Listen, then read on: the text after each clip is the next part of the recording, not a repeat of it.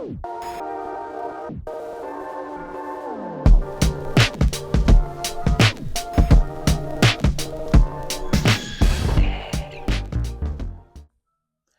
back to the Book Report.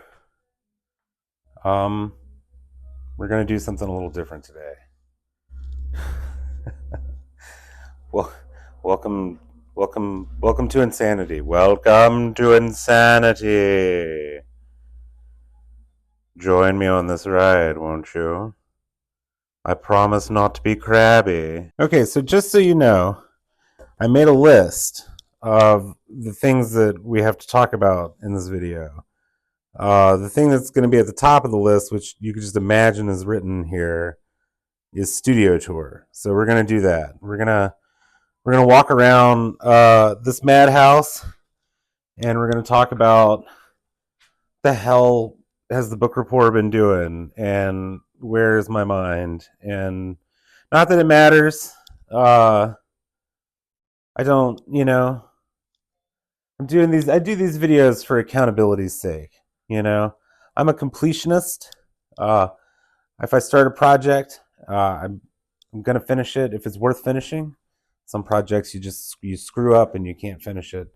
But in this instance, I'm a completionist, and we're gonna talk about what's going on here. We're gonna talk about these books that I've read, and I'm gonna hold myself accountable for those things, because madness requires a really strong leash.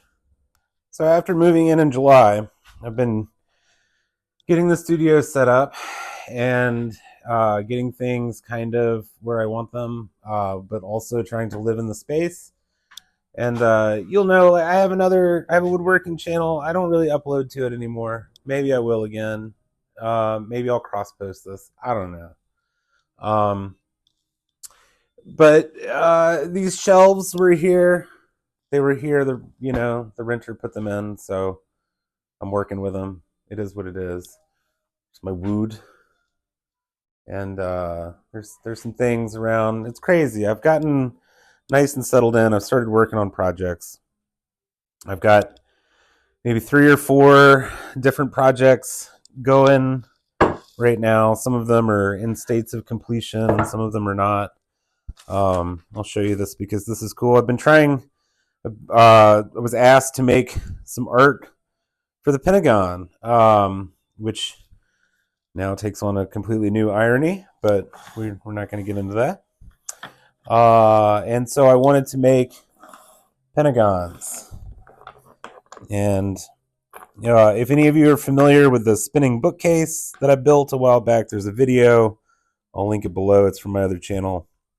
And we do a lot of this pattern plywood stuff to do bookends on that shelf. But these aren't going to be bookends. These are actually Pentagons. And what we're trying to accomplish here is we're trying to come up with a set of I think 4 Penrose shapes, because if you put the Penrose shapes together, you can make a non-repeating pattern.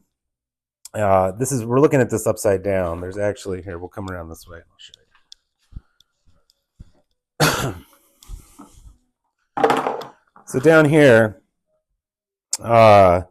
basically we're gonna cover the visual spectrum of light here.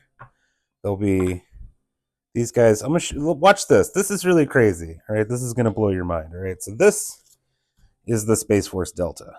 Right, this is the Pentagon. The Space Force is part of the Pentagon. Look at what happens when you take 3 Pentagons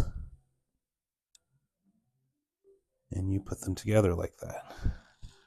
Can you see it? See if I can get the shadow off of it. We've got a light directly above us. Yeah, it's that. Holy shit, who knew, right? Somebody knew. That was intentional. And then up here we've got the Space Force Delta. So all of this will be inlaid with pieces like this and various other shapes that we've still got to come up with. This is what the Pentagons look like when they're a loaf. I call this a loaf. This is a loaf of wood. and then you take the loaf and you chop it all up, and you get your shape out of it. So that's cool. That's cool. Madness, right? This is what's happening. It's madness. Here, come look over here. So before we moved, I built this book press. I've been waiting to use it, and I've never bound books before. So I did some really poor attempts at this. Screwed these up pretty bad, but I learned a lot. So that's cool. This is that's just, that shouldn't be there. There we go. This is a copy of Fellowship. And it's just a shit, like, falling apart paperback. I really screwed up a whole lot. Like, I can't even begin to tell you how much I screwed up. I actually put this part through the table saw because I was like, I wonder if that'll work. And I think if I'd have used a different tooth ratio, it would have worked fine. But we had some tear out, which is no good. And then I did a really poor job of painting that because I didn't use my airbrush, which I have. So that is a failure. But you know, we learn something. When we learn, we fail.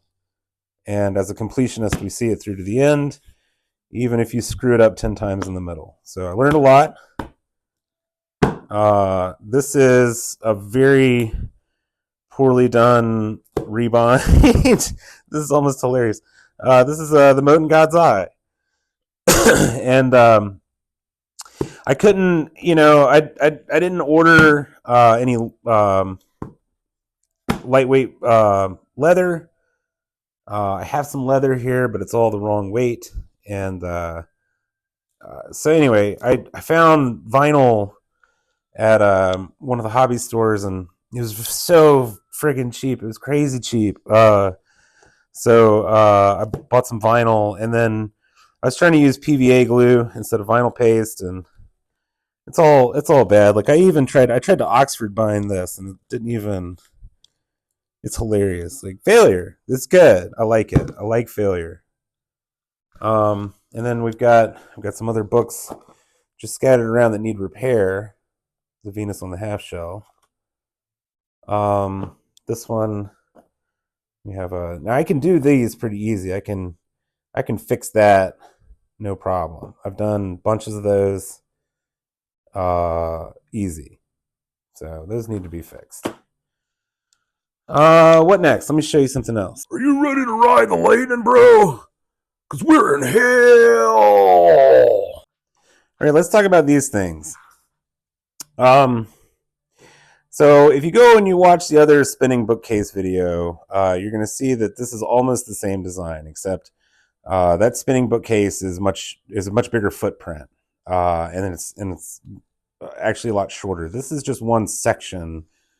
That's another section. That's another section. These are all part of one tall bookcase. Now the thing is, if you look at the way a lot of these are designed, especially the acrylic ones that you would find in bookstores or drugstores or whatever, they partition the middle here, so the books go in this way. So there's a partition there, and it comes around. There's a partition right here.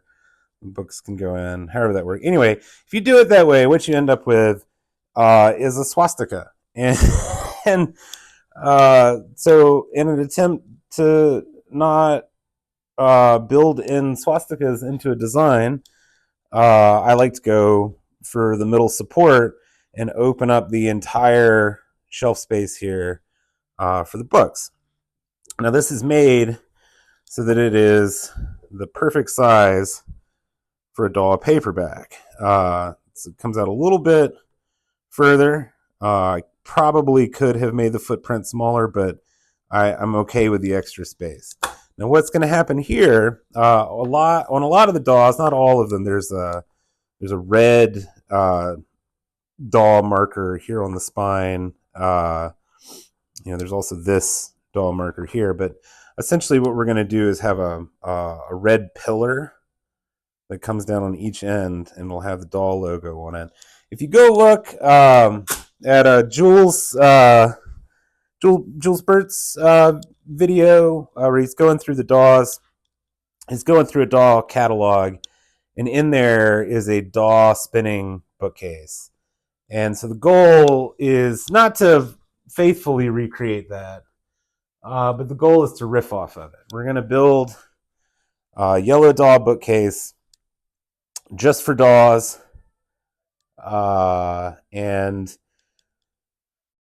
hopefully we're going to do, the actual bookcase has this round sign on the top, and I'd really like to recreate that with the logo and everything. So I'm gonna have to buy a Cricut machine, I guess, because I tried something. I've been wanting to do something for a long time, and I failed again. And I tried to make a video about that failure, and I failed making that video. So it's just like waves of failure. But I'll show you. I'll show you in just a second. I'll take you there. But for the edges, right now we have the raw plywood edges on these. But what we're actually going to do is use a black banding on it. So we'll have the black on yellow. We'll have the red accent, DAW logo. And at the top is a big round sign that says DAW. So check it out. This is my other failure. So back here, this is a laser cutter. I've been wanting a laser cutter for years. I want a laser cutter for doing intricate veneer marquetry, and for cutting signage and all kinds of stuff. That I have a list. I've kept a list of every time that I've had a project. I say I wish I had a laser cutter to help me with this. I put a check mark there and I kept up with it. So I bought this used from a cop. Bought this used from a cop, and of all people. And I got it home. And I'm not the most technologically inclined fella, but I couldn't get it to link up with the software. Eventually figured out that I didn't have the power cord for the board, which was in here, and I contacted the guy, and he mailed me the power cord, and since then I have still had no luck connecting it to software, and I have had no luck getting it to communicate whatsoever. And the laser, which at one point was test firing, is no longer test firing. And so, I don't know. Pretty sure, when I'm the idiot here, because when I bought it, like the guy, he wasn't able to get it to do a test cut for me. And I am a good-natured person who has lots of trust in people, and I act in good faith. And if we have learned anything recently, it is that good faith is that's not a thing anymore. We don't do that anymore, apparently. What we just recently had an election, and that's fine. But what we all determined is that the new way going forward is fuck you, I got mine. So, I fell into that trap. I have a non-working laser. So I'll buy a Cricut machine and see if I can cut out vinyl lettering for the DAW shelves, and that'll be cool. That'll be cool. And, I'm kind of on the fence. Like, part of me wants to just go throw more money after a laser, like a new one out of the box. And then the other part of me is just like, no, don't do that. So these are the other parts. I was going to make another one of these that sort of a mid-size, table size spinner. This will go on a Lazy Susan. Here, I'll just take you inside and show you the other one real quick, because we'll go inside and talk some more. See, this is the big one. It spins around. It has a display. On the DAW one, it'll just be a round area with the DAW logo on it. And then behind here, there's some marquetry. It's supposed to be like a planetary surface. It's not my best work, but it's fine. This is all the same kind of plywood out there, but it's veneered. And we have these really great storage drawers. I'm really proud of this design. It looks really pretty, I think. This is a, should point this out. This is a Darko Suvin collection of short stories, socialist science fiction. This is amazing. I know that I kind of riffed on it in one of those 2001 videos. If you're unfamiliar with Darko Suvin, you need to read his paper on New Wave Science Fiction. You need to read this book and the introduction that goes with it. The introduction to this book is phenomenal. I probably just need to do a video where I narrate the introduction because I think it's worth hearing out, especially in our current moment. But fantastic. This, the elements of science fiction videos that Outlaw Bookseller has done in the past are this, are Darko Suvin and his paper. So, I'm not sure how much credit it received, but check out Suvin. I believe Vintage SF also did a video on Darko. Highly recommend that as well. So,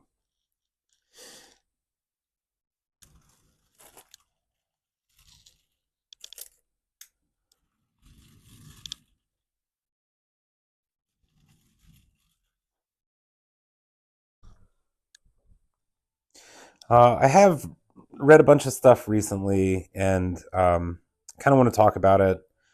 I'm having a difficult time convincing myself that things like book reviews still matter, and I have to just get over that because, like I said, this channel for me is about accountability.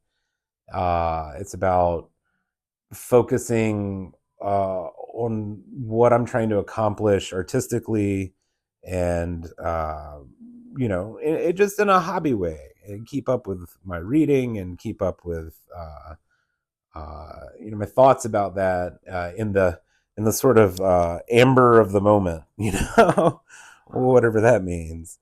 And so that said, I do think that we should talk about books. We should definitely continue to talk about books. And I will continue to talk about books as I have thoughts about them. I'm definitely not going to bore you with videos, just tearing through books for the sake of doing it.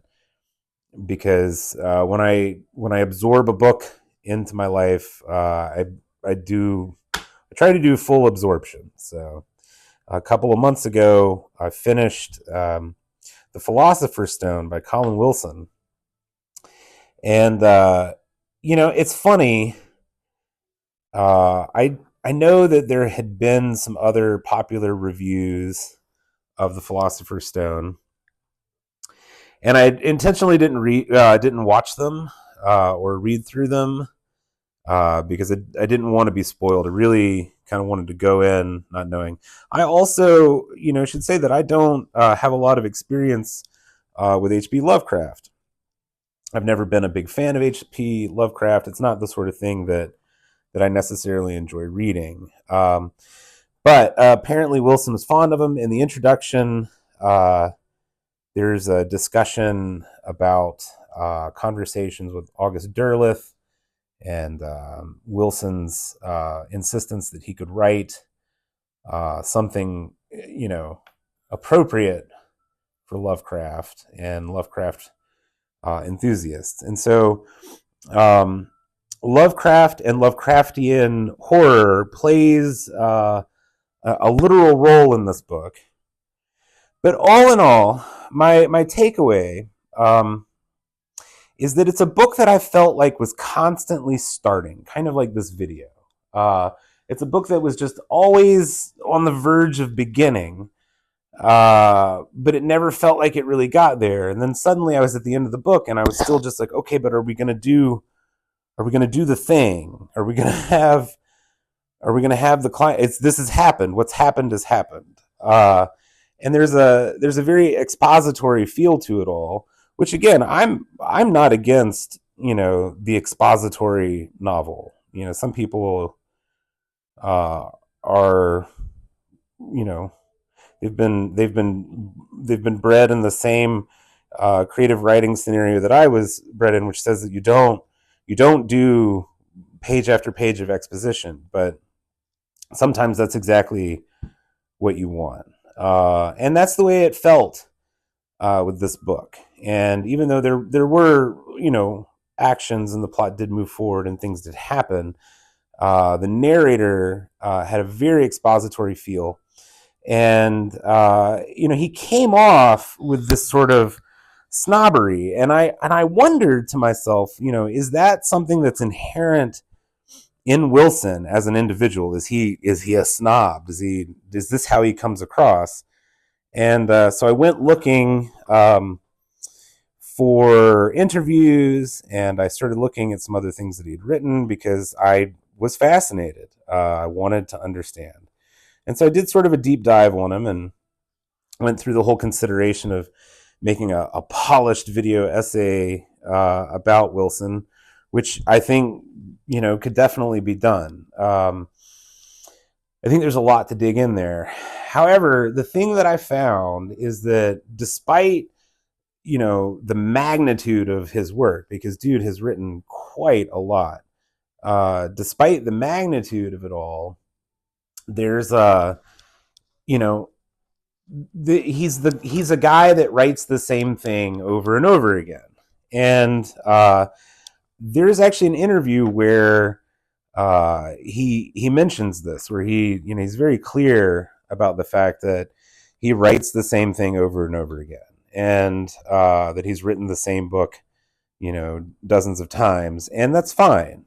I think that sort of self-awareness in a writer is good. And no, I don't feel like Wilson is a snob. I do think that he is a victim of sort of mystical thinking of the 1960s, and that's fine too. I think that adds color to a lot of things. One of the things that Wilson talked a lot about and actually focused on in the Philosopher's Stone is this idea of the peak experience, and how the peak experience can bring you to sort of a mystical level of understanding in the moment. And I think that, what he was really getting at is sort of the idea of Satori, or, even what we would, in an Instagram world, call mindfulness.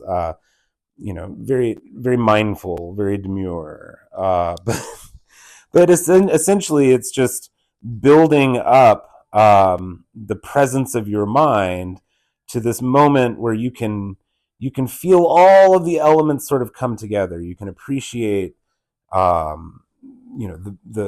full experience of a moment, and in that you can sort of find a personal magic, or you can lift up your intellectual abilities, or however it may go. Very interesting stuff. Thoroughly enjoyed the book, in spite of its obvious flaws. Yeah, so that's, take that recommendation for what it's worth.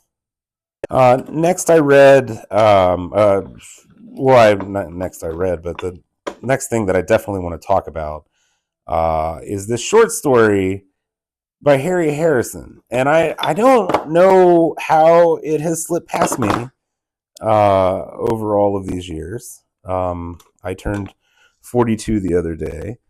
But the Streets of Ashkelon is absolutely fantastic. Um, it is essentially a novel of the importance of the Prime Directive. But or it's shit. I say a novel. It's a short story. It felt like a novel, even though it was a very, very quick read. There was a lot of meaning and feeling packed into just a few pages. The thing about it is you start out on a world that is completely untouched by human religion. There's a human on the planet, and he is friends with the locals, and the locals are very nice, and they're progressing very nicely. And a priest shows up, and we learn a lesson about what happens when the priests show up. So there's nothing subtle about it. It's just a fantastic story, and I believe that it is perfect for our current moment in history, for what that's worth. I also finished The Drowning World recently by J.G. Ballard. I had, when I was too young, um, I saw the film Empire of the Sun.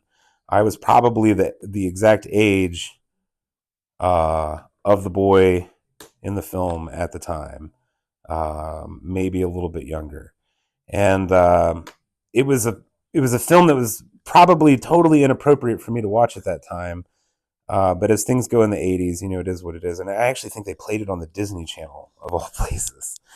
Um, but it's a fantastic film. It's if you have not seen it or if you have not read J.G. Ballard's memoir Empire of the Sun, highly recommend it. He was a child prisoner of war during the Japanese invasion of Shanghai during World War II.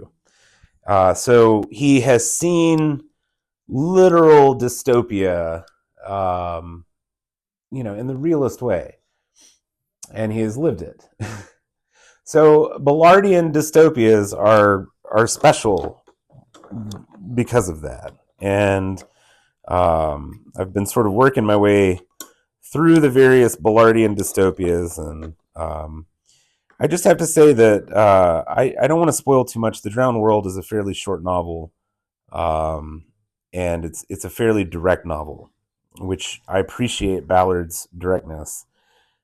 The visual, um, the visuals from the book are stunning, and even though they're simple and they're described simply, there's not a great deal of gilding the lily or over explanation.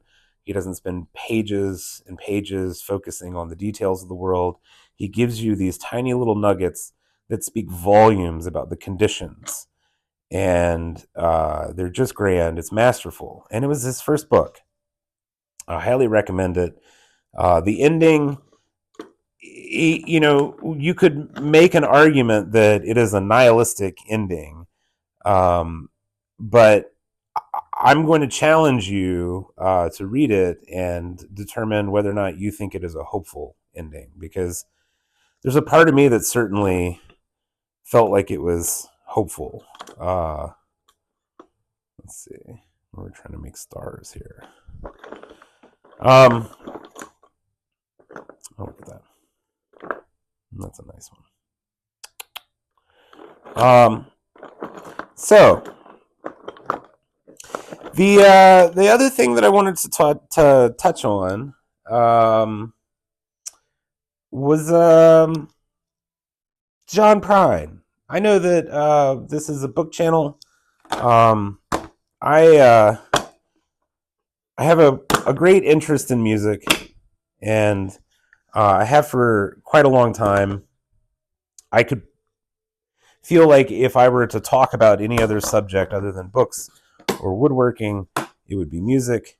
But I think that just something very clear needs to be said right now to folks in the southern United States, and that is John Prine was a leftist.